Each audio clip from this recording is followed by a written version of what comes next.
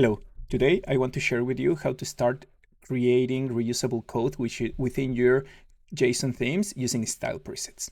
So something that I have already done for the Power BI theme generator is that I have started adding this matched borders style, which basically, and let's take a look at what happens when I select the matched borders style within this column chart.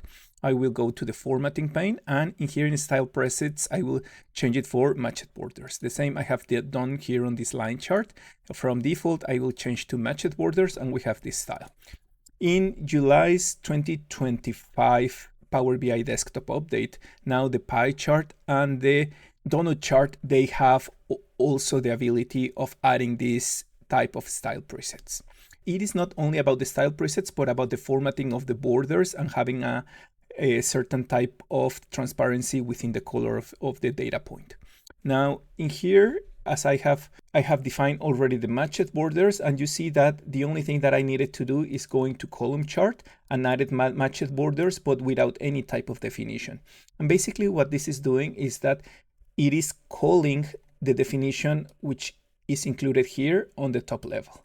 Now I want to do the same for the donut chart. If you see right now, the donut chart does not have any style preset available. And I will go to the donut chart, I will write comma, and then I will add matched borders, and then equals, and just like that. I will save my JSON theme, and then I will head back to Power BI desktop. I will, in the view pane, I will browse for themes, and now I will only select the theme that I have just created. Now, as you see, I have the style preset, and now this matched borders is available, and we have the matched borders available style preset.